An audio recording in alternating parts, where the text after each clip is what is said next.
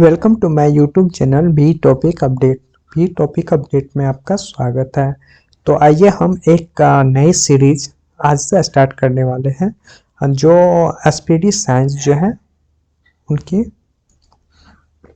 SPT science की सभी important जितने भी हैं वो मैं टॉपिक कवर करवाऊंगा। ये काफ़ी इम्पोर्टेंट रहने वाला है क्योंकि बेसिक साइंस और इंजीनियरिंग ड्राइंग का मैं दोनों कंप्लीट करवा दूंगा। बेसिक साइंस यहीं से पूछे जाते हैं, जितने एएलपी और टेक्नीशियन में साइंस आएंगे यहीं से देखने को मिलेगा और इसी टॉपिक से। तो आइए हम उसके लिए एक नई सीरीज को स्टार्ट करते हैं साइंस के लिए।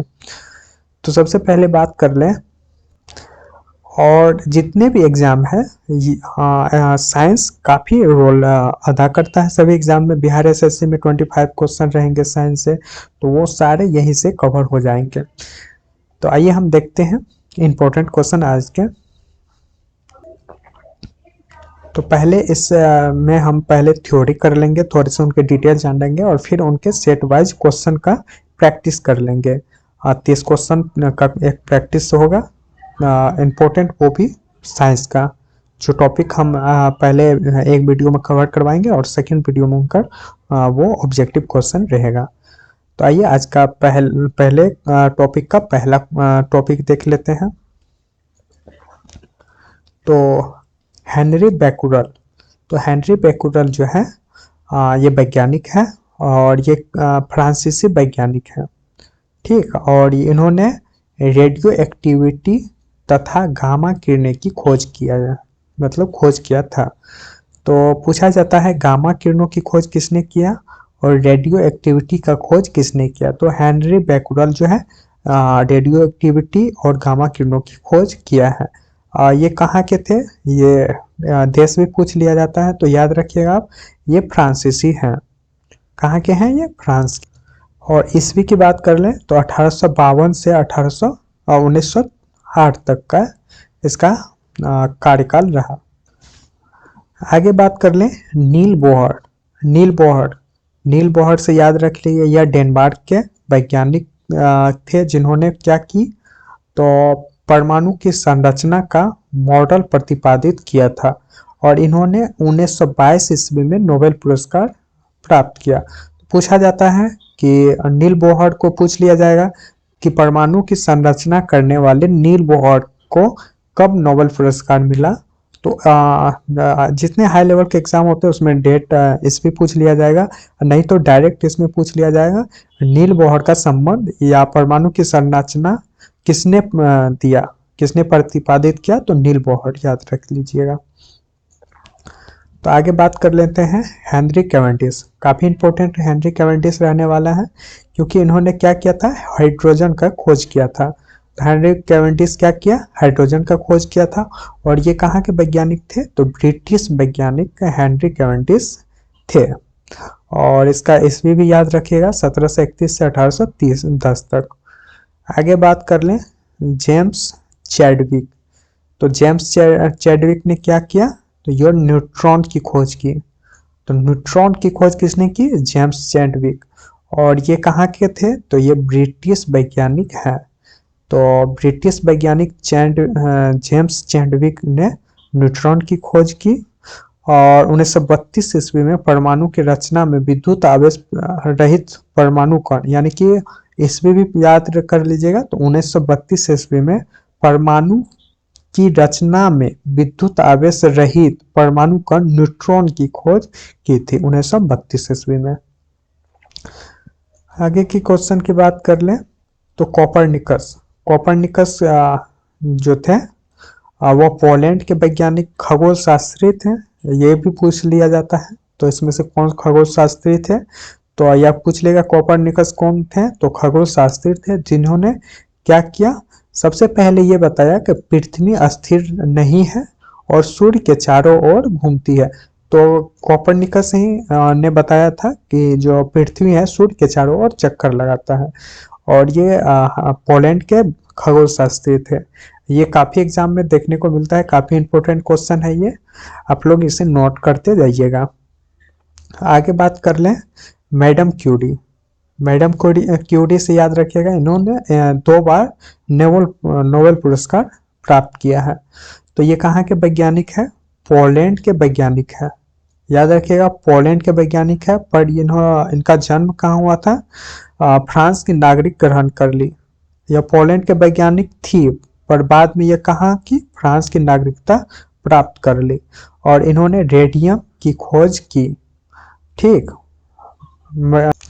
रेडियम का खोज किसने किया? तो मैडम क्यूरी ने किया। और इन्हें कब कब? तो ईस्वी भी पूछ लिया जाता है, 1903 और 1911 ईस्वी में इन्हें नोबेल पुरस्कार मिला मैडम क्यूरी को।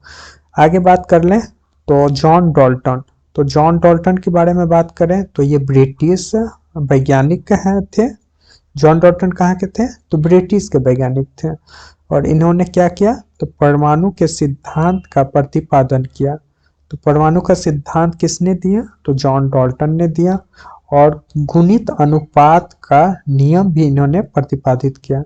तो देखिए परमाणु का सिद्धांत तो हमेशा पूछा जाता है, लेकिन आपको थोड़ा सा मॉडरेट करने के लिए आपको क्या किया करेगा? तो गुणित अनुपात पूछ लिया जाएगा। तो आप लोग कंफ्यूजन मत होइएगा, गुणित अनुपात और परमाणु के सिद्धांत का प्रतिपादन जॉन डाल्टन ने ही किया था।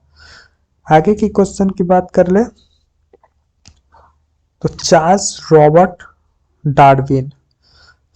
डार्विन से याद रखिएगा, बहुत ही इंपॉर्टेंट है ये डार्विन। इन्होंने क्या किया? तो the origin of species, the origin of species और विकास का सिद्धांत का प्रतिपादन किया।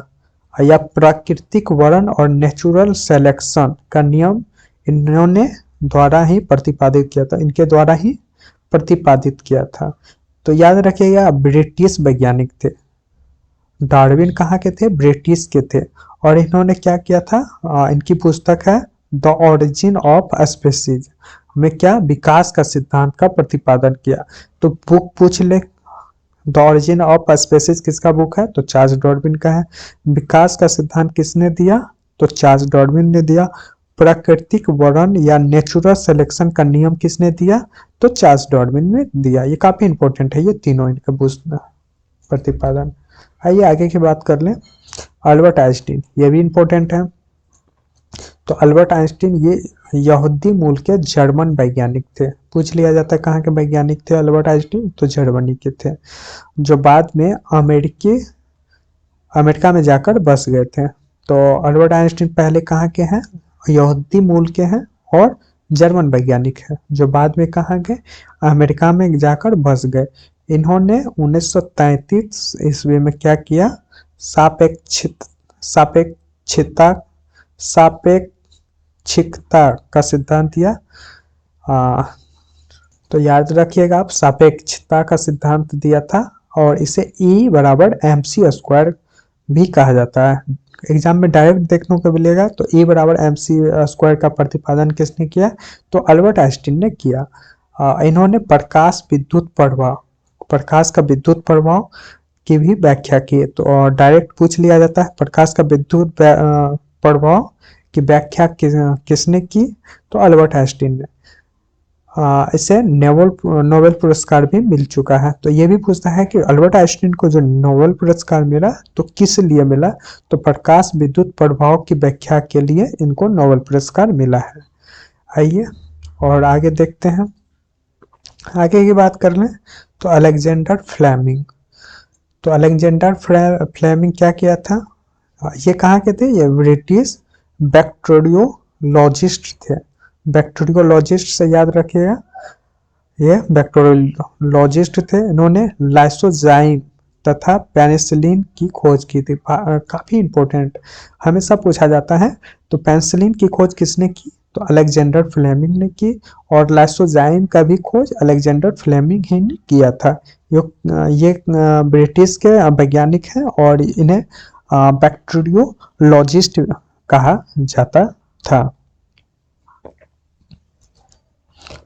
आगे की बात कर लें तो गैलीलियो ये इटली के वैज्ञानिक थे, जिन्होंने टेलीस्कोप का निर्माण किया था और कॉपरनिकस की थ्योरी का समर्थन किया। तो कॉपरनिकस की थ्योरी जो था, पृथ्वी स्थिर, मतलब पृथ्वी स्थिर नहीं है और ये सूर्य के चारों ओर चक्कर लगाती है। ये कहना था कोपरनिकस की, तो और उसका गैलीलियो क्या समर्थन किए थे। और ये इन्होंने गति के जड़त्व नियम का प्रतिपादन किया था। ये भी काफी ज्यादा बार देखा गया एग्जाम में। गति का जड़त्व नियम का प्रतिपादन किसने किया, तो गैलीलियो ने किया है। ये थे सारे वैज्ञानिक। और भी अभी इम्पोर्टेंट है वैज्ञानिक, ये काफी इम्पोर्टेंट रहने वाला है। यहाँ से एक क्वेश्चन देखने को मिलता ही है। आइए देखते हैं विलियम हार्डवे। विलियम हार्डवे की बात करें तो ये ब्रिटिश डॉक्टर थे जिन्होंने रक्त परिवहन की खोज की तथा कर्मिक एवं भ्रूणिक का प्रोत्साहन प्रयोगात्मक अध्ययन किया। तो विलियम हार्डवे ने क्या किया, ये ब्रिटिश डॉक्टर थे जिन्होंने रक्त परिवहन की खोज की तथा कायिक एवं भ्रूणिक का प्रयोगात्मक अध्ययन किया विलियम हार्डवे ने।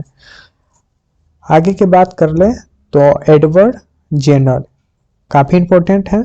एडवर्ड जेनर इन्होंने क्या किया था, चेचक के टीके की खोज की। तो ये इंग्लिश डॉक्टर है, ये इंग्लिश डॉक्टर थे जिन्होंने क्या की, चेचक के टीके की खोज की। ये भी पूछा जाता है सबसे पहले टीके की खोज कौन की, तो यही किया।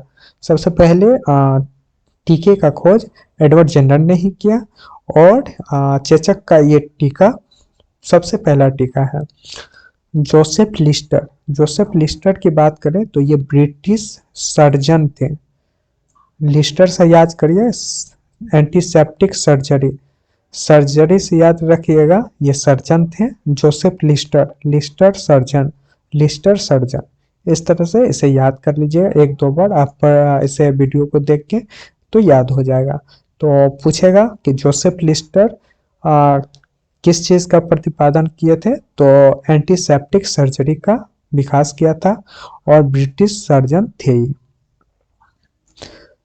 आगे के क्वेश्चन की बात करेंगे तो जोसेफ प्रिस्टले, लिस्टर के बाद आ गया प्रिस्टले। ये भी ब्रिटिश रसायन शास्त्री थे जिन्होंने ऑक्सीजन की खोज, ये इंपॉर्टेंट रहने वाला है। जोसेफ प्रिस्टले क्या किया था, ऑक्सीजन की खोज की और गैस के एकत्रित करने की विधि का विकास किया। इन्होंने ही गैस को एकत्रित करने का विधि, जो गैस सिलेंडर अभी जो आते हैं, तो इन्होंने ही बताया कि गैस को कैसे एकत्रित किया जाता है। तो याद रखिएगा ऑक्सीजन को खोज किसने किया, तो जोसेफ प्रिस्टले ने किया। आगे क्वेश्चन की बात करें तो WC रेंटजन एक्स किरणों की खोज किया था, काफी इंपॉर्टेंट है ये भी। ये कहाँ के थे, जर्मन के थे। तो याद रेंटजन जन है तो जर्मन याद रख लीजिएगा। वैज्ञानिक थे जो जिन्होंने एक्स रे की खोज की। एक्स किरणें की खोज रेंटजन रेंज भी कहते हैं, यानी कि एक्स किरणें को मतलब कभी कभी लिख दिया जाएगा रेंटजन रेंज भी कहा जाएगा। आगे बात कर लें, आगे क्वेश्चन है रॉबर्ट हुक जो है, इन्होंने सर्वप्रथम मृत पादप उत्तक में कोशिका देखी थी और सन 1665 ईस्वी में सेल्स की संख्या दी थी। तो पूछा जाता है कि कोशिका का खोज किसने किया, तो रॉबर्ट हुक ने किया। और इन्होंने पदार्थों की प्रत्यास्था का भी अध्ययन किया था। पदार्थ का प्रत्यास्था का भी अध्ययन किसने किया था, पदार्थ की प्रत्यास्था का भी अध्ययन रॉबर्ट हुक के द्वारा किया गया था। तो सबसे इंपॉर्टेंट ये ईस्वी भी पूछा जाता है, तो रॉबर्ट हुक ने 1665 ईस्वी में सेल की संज्ञा दी थी। और ये इन्होंने क्या, मृत पादप उत्तक में कोशिका देखी थी। ये इंपॉर्टेंट रहता है, पूछ लिया जाता है कि सबसे पहले जो रॉबर्ट हुक जो सेल्स का कोशिका का जो खोज किया था, तो वो कैसी कोशिका थी, तो मृत पादप उत्तक की कोशिका देखी थी, यानी कि वो मृत थी। आगे की क्वेश्चन की बात कर लेते हैं।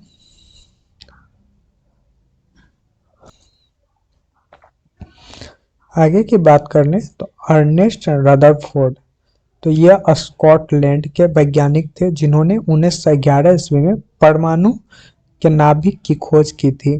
तो रदरफोर्ड क्या परमाणु की नाभिक का खोज किया है। 1911 में। और 1911 में मैडम क्यूनी ने रेडियम का भी मतलब सॉरी 1911 में उसे क्या मिला था, नोबेल पुरस्कार मिला था। तो ये इस भी याद रखिएगा।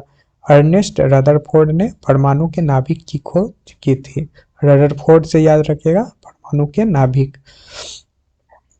आर्यभट्ट, आर्यभट्ट के बारे में आर्यभट्ट के बारे में देख लेते हैं। ये काफ़ी इंपॉर्टेंट रहने वाला है क्योंकि ये भारत के वैज्ञानिक थे।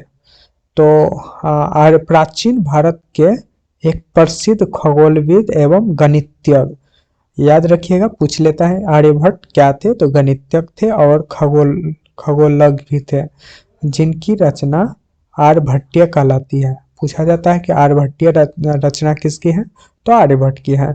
इन्होंने क्या किया, गणित एवं खगोल में कई महत्वपूर्ण कार्य किए। सबसे पहले तो इन्होंने यह बताया कि पृथ्वी अपने अक्ष पर घूमती हुई सूर्य की परिक्रमा करती है। तो ये क्वेश्चन पूछ लिया जाता है कि सबसे पहले किन्होंने बताया था कि पृथ्वी सूर्य का भी मतलब सूर्य का परिक्रमा करता है।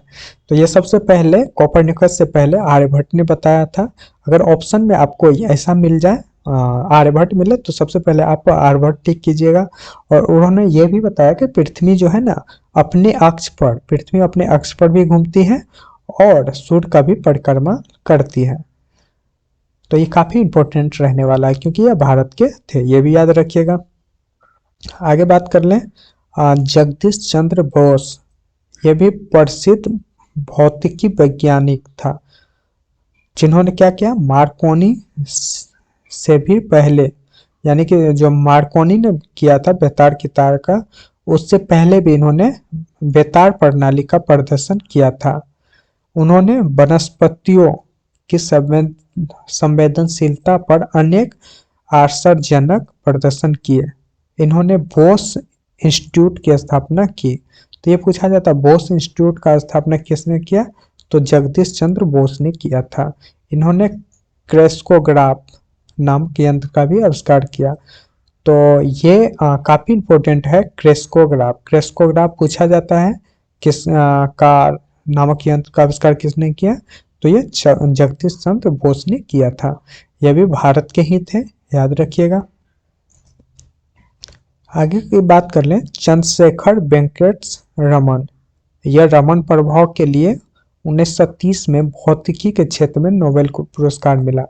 तो ये पूछा जाता है भौतिकी के क्षेत्र में 1930 में किसे मिला, या चंद्रशेखर वेंकट रमन को कब पुरस्कार मिला, तो 1930 ईस्वी, काफी इंपॉर्टेंट है ये ईस्वी। और इसे किसके लिए, तो रमन प्रभाव के लिए नोबेल पुरस्कार प्राप्त था। इन्होंने प्राप्त हुआ रमन प्रभाव, उनके द्वारा रमन प्रभाव 28 फरवरी को आविष्कृत हुआ था। यानी कि उन्होंने क्या किया था, रमन प्रभाव को कब, तो 28 फरवरी को आविष्कार किया था। और 28 फरवरी को इन्हीं के आविष्कार पर क्या मनाया जाता है, तो राष्ट्रीय विज्ञान दिवस मनाया जाता है। यह भी काफी इंपॉर्टेंट है कि पूछा जाता है कि विज्ञान दिवस कब मनाया जाएगा, तो राष्ट्रीय विज्ञान दिवस पूछे तो 28 फरवरी। और पूछेगा क्यों मनाया जाता है, तो रमन प्रभाव का आविष्कार किया था, रमन प्रभाव का, और किसने किया था, चंद्रशेखर वेंकट रमन ने किया था। और इसको 2 पुरस्कार मिल चुका है अभी तक। इसको भारत रत्न भी मिला है। इन्हें कब मिला है, तो 1954 ईस्वी में भारत रत्न मिला है, तथा 1958 में लेनिन शांति पुरस्कार से सम्मान से विभूषित किया। यानी कि उन्होंने 54 में भारत रत्न और 58 में लेनिन शांति पुरस्कार प्राप्त किया है। तो ये काफी इम्पोर्टेंट है। 28 फरवरी को याद रखिएगा, राष्ट्रीय विज्ञान दिवस। क्यों, तो रमन प्रभाव के लिए। और किसे, चंद्रशेखर वेंकट रमन, ये भारतीय है। तो काफी इम्पोर्टेंट ये क्वेश्चन है। आइए आगे की क्वेश्चन की बात कर लेते हैं। बात कर लें बीरबल साहनी। तो बीरबल साहनी कहाँ के, ये भी भारतीय हैं। प्रसिद्ध वनस्पतिज्ञ थे। इन्होंने क्या किया था, विस्तृत अनुसंधान क्षेत्र के अंतर्गत कुछ फर्नों की सजातीयता और संरचना का निर्णायक खोज कार्य किया था। तो पूछेगा फर्नों की सजातियां और संरचना किसने दिया, तो बीरबल साहनी। तो बीरबल साहनी से सिर्फ इतना ही इंपॉर्टेंट याद रखिएगा, फर्नों की सजातियां और संरचना। आगे बात कर लें मेघनाथ साहा। मेघनाथ साहा के बारे में देखें तो यह भौतिकी के विश्व प्रसिद्ध विद्वान थे, यह फिजिक्स के विद्वान थे। मात्र 30 वर्ष की आयु में इलाहाबाद विश्वविद्यालय के क्या प्रोफेसर के पद पर नियुक्त हुए थे, मतलब 30 वर्ष की आयु में कहा इलाहाबाद विश्वविद्यालय के प्रोफेसर बन गए। और तापीय आयनन सिद्धांत एवं थर्मोडायनोमिक्स में इनके महत्वपूर्ण अनुसंधान है, यानी कि इनका मतलब थर्मोडायनोमिक्स और तापीय आयनन सिद्धांत का प्रतिपादन किया। उनकी अनुपम कीर्ति है the history of Hindu science. याद रखिएगा, काफी इंपॉर्टेंट है, the history of Hindu science. तो इनका प्रतिपादन किसने किया है, तो मेघनाथ साहा ने। The history of Hindu science, the history of Hindu science Meghnath Saha. क्योंकि ये याद रहने वाला नहीं है तो आप इन्हें एक दो बार अभी ही रिपीट करके याद कर ले। The history of Hindu science Meghnath Saha. Bihar का ये फेवरेट क्वेश्चन है, डॉक्टर सलीम अली। पूछा जाता है वर्ल्ड मैन ऑफ इंडिया किसे कहते हैं, तो ये डॉक्टर सलीम अली है। आइए इसके बारे में देखते हैं। ये प्रसिद्ध प्राकृतिक वैज्ञानिक एवं पक्षी विशेषज्ञ है। इन्हें भारत का वर्ल्ड मैन भी कहते हैं। इन्होंने 1976 ईस्वी में पद्म विभूषण तथा 1983 ईस्वी में वन प्राणी संरक्षण पुरस्कार से सम्मानित किया जाता है। तो इसका ये याद रख लीजिएगा। तो सलीम अली को कब 1976 ईस्वी में पद्म विभूषण प्राप्त हुआ है। और वर्ल्ड मैन ऑफ इंडिया किसे कहा जाता है, तो डॉक्टर सलीम अली को। आगे की बात कर लें तो डॉक्टर होमी जहांगीर भाभा। डॉक्टर होमी जहांगीर भाभा यह भारत में 1948 ईस्वी में गठित परमाणु ऊर्जा आयोग के अध्यक्ष होमी जहांगीर भाभा थे। यानी कि जब 1948 में जब गठित हुआ था तो उस समय यह परमाणु ऊर्जा आयोग के अध्यक्ष थे। वे परमाणु अनुसंधान केंद्र जो है बाद में भाभा अनुसंधान केंद्र, ये पूछा जाता है, परमाणु अनुसंधान केंद्र को बाद में भाभा अनुसंधान केंद्र के नाम रख दिया गया था, के संस्थापक थे। पूछा जाता है परमाणु अनुसंधान केंद्र का संस्थापक कौन थे, तो होमी जहांगीर भाभा है। वे संयुक्त राष्ट्र संघ द्वारा आयोजित प्रथम परमाणु ऊर्जा के शांतिपूर्ण प्रयोग अधिवेशन के भी अध्यक्ष रहे थे। तो ये यूएसए द्वारा जो है आयोजित प्रथम परमाणु ऊर्जा के शांतिपूर्ण प्रयोग अधिवेशन के लिए अध्यक्ष रहे थे। और ये कौन स्टार्ट किया था, तो यूएसए द्वारा स्टार्ट किया गया था। ये एक और चीज़ों के लिए फेमस है। ये Tata institute of fundamental research के पहले निदेशक थे। तो पूछेगा Tata institute of fundamental research FIFR के पहले निदेशक कौन है, तो होमी जहांगीर भाभा। परमाणु अनुसंधान केंद्र का भी संस्थापक वही थे। आगे क्वेश्चन की बात कर लेते हैं। आगे क्वेश्चन की बात कर लें तो सुब्रमण्यम चंद्रशेखर। सुब्रमण्यम चंद्रशेखर 1910 से 1995 भारतीय मूल के इस अमेरिकी वैज्ञानिक ने तारों के संबंध में अनेक उल्लेखनीय अनुसंधान किए। 1938 ईस्वी में इन्होंने विलियम फाउलर के साथ भौतिकी का नोबेल पुरस्कार संयुक्त रूप से प्रदान किया था। तो याद रखिएगा 1983 में सुब्रमण्यम चंद्रशेखर को जो है विलियम फ्लावर के साथ इसको नोबेल पुरस्कार मिला था। सूर्य के द्रव्यमान से 1.4 गुने द्रव्यमान को चंद्रशेखर सीमा कहा जाता है। तो चंद्रशेखर सीमा का प्रतिपादन या किसने दिया था, ये पूछा जाएगा। तो सुब्रमण्यम चंद्रशेखर ने दिया था। और किस वैज्ञानिक के साथ इसको नोबेल पुरस्कार मिला था, तो ये विलियम फॉलर के साथ इनको नोबेल पुरस्कार 1983 में प्राप्त हुआ था।